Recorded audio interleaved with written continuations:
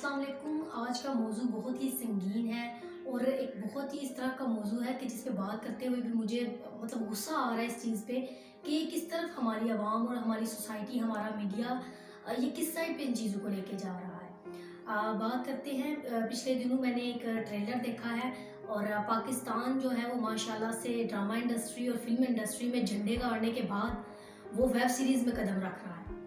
India की web series देखी, उसमें जो उन्होंने वाहियात किस्म की चीज़ें की होती हैं। वेब सीरीज़ पहले मैं एक्सप्लेन कर दूं कि क्या चीज़ है। वो चीज़ें होती हैं जो कि टीवी पे नहीं चल सकती।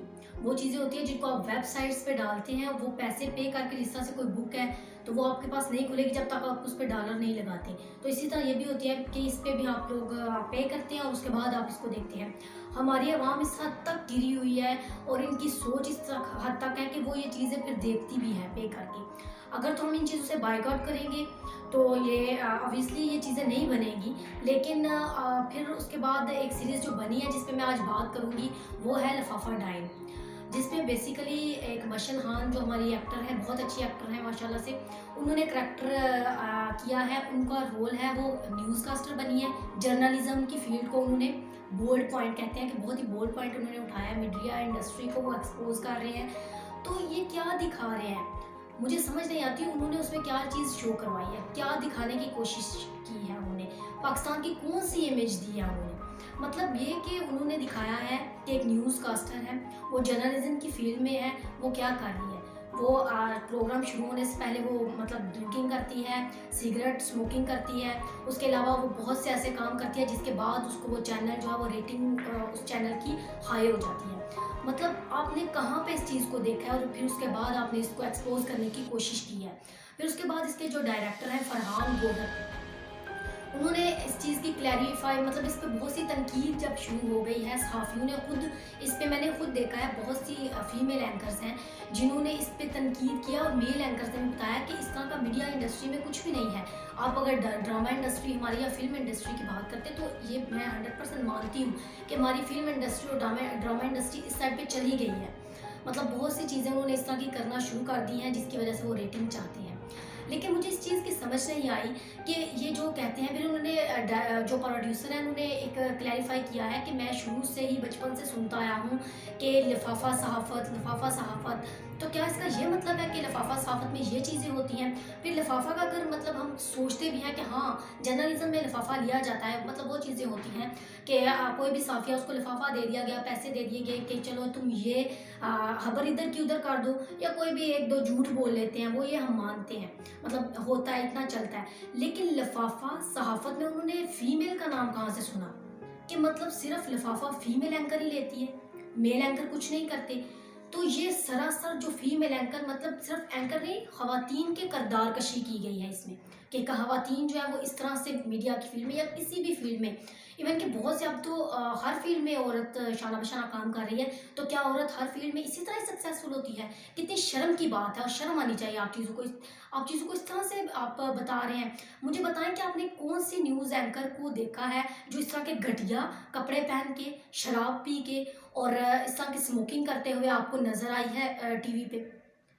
और अब वैसे तो पाकिस्तान में सरेआम जो आप कह रहे हैं कि शराब पीती है और वो डील्स कर रही है और सहाफ़ी किसी के नहीं होते, और बहुत सी अब्यूजिंग लैंग्वेज यूज़ की गई है उसमें।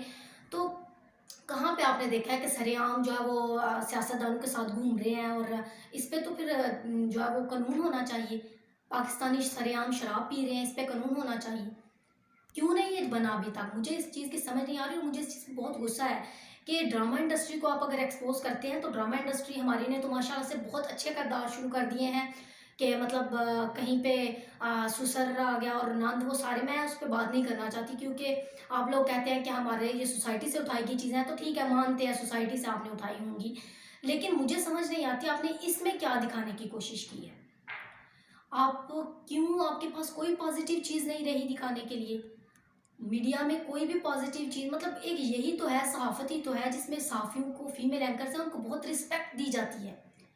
आपने बहुत सी एंकर्स देखी होंगी जो बोलती हैं, बहुत अच्छे से बोलती हैं, और जो मेल एंकर्स होते हैं ना, मेल होते हैं, वो अगर साफ़ी ना भी हो तो वो किसी भी तरह सामने आ जाते हैं और वो आके अपनी बात जो है वो आवाम तक पहुंचा सकते हैं। लेकिन जो एक फ़ीमेल एंकर होती है मेरे लिहाज से वो मतलब वो है जो ख़वातीन बात नहीं कर सकती सामने आके, उनके बिहाफ़ पे वो बात करती हैं। उसे ये राइट होता है कि वो दूसरी औरतों की आवाज़ उठाए।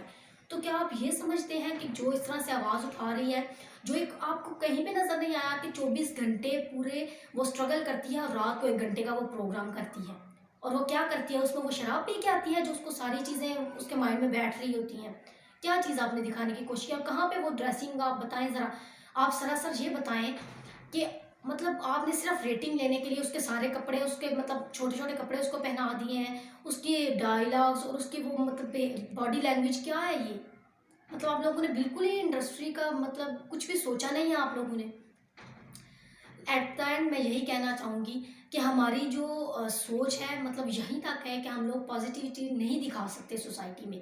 हम लोगों ने सिर्फ नेगेटिव चीज़ें देखनी है। खुदारा बहुत सी पॉजिटिव चीज़ें हैं जिनको एक्सपोज करने की ज़रूरत है। मैं जहाँ तक आपको सजेस्ट करती हूँ, अगर आपको इस तरह का कोई सीरीज़ आपको बनानी है इस तरह की, तो मैं आपको सजेस्ट करती हूँ, अगर आपको इस तरह के बोल्ड टॉपिक चाहिए तो मैं आपको बताती हूँ, आपको चाहिए था कि अगर आप चाहते हैं कि फीमेल एंकर्स की जो मतलब फीमेल्स को आप समझते हैं कि इस फील्ड में आते हुए थोड़ी सी मुश्किलात का सामना करना पड़ता है, तो आप इस तरह से करते कि आप जो उस फील्ड की 4-5 एंकर हैं जो उस फील्ड में 12-13 साल से काम कर रही हैं, उनको लेते, बिठाते, उनसे पूछते कि जी आपको क्या मसाइल पेश आ रहे हैं इस फील्ड में, वो आपको बताती। उनको ये मसाइल पेश आ रहे हैं, मैं बताती हूँ। जब भी कोई भी वीडियो पोस्ट करते हैं, जब भी कोई एंकर कोई बात करती है, कोई ट्वीट करती है, तो 4-5 या 20 जो पहले कमेंट होंगे वो उस काम से रिलेटेड होंगे, बाकी सारे उसके हुलिये पे, उसके गेटअप पे और उसके बात करने के अंदाज पे, वन के उसके पर्सनल लाइफ के बारे में कमेंट्स होंगे। ये है सहाफ़ियों, फीमेल सहाफ़ियों के ये है मसाइल। वो फील्ड में बाहर निकलती हैं तो उन पे कमेंट किए जाते हैं। वो क्यों बाहर निकल रही हैं? वो किसी भी उस औरत की आवाज़ बनना चाह रही हैं जो कि नहीं बात कर सकती, जो इस घटिया सोसाइटी में नहीं सर्वाइव कर पा रही। तो खुदारा आप लोग किस तरफ जा रहे हैं? मुझे समझ नहीं आती कि आप लोग इस सीरीज़ मतलब आप क्या करना चाह रहे हैं? आप लोग इस चीज़ को क्यों नहीं बैन करवा रहे? मेरी यही दरख्वास्त है, जो भी देख रहे हैं मेरे व्यूवर्स जितने भी हैं, वो इस चीज़ को देखें कि मतलब इस सीरीज़ को आप देख तो लेंगे, उसके बाद जो आने वाले पिछले हैं, पहले एक तो बात ये है कि जो फीमेल एंकर्स हमारी इतनी पर्सनैलिटी वाली एंकर्स हैं, आपको आप खुद भी देखते होंगे, बताने की ज़रूरत नहीं है, उनकी इमेज एक तो ख़राब हो रही है कि मतलब हमें लग रहा है कि वो भी इस तरह करती हैं, ठीक है? और जो पीछे से आने वाले हैं, उन पे भी बैड इंप्रेशन पड़ गया।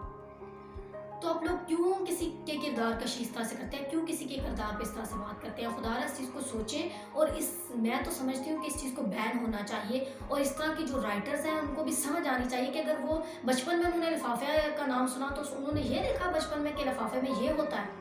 मतलब खुदारा इस पे सोचें, थोड़ा गौर करें। मुझे इस चीज़ पे बहुत गुस्सा है कि हमारे जो मतलब बहुत सी चीज़ों पे हम लोग बोलते हैं, आवाज़ उठाते हैं, तो हमें इस चीज़ पे भी आवाज़ उठानी चाहिए। Thank you so much.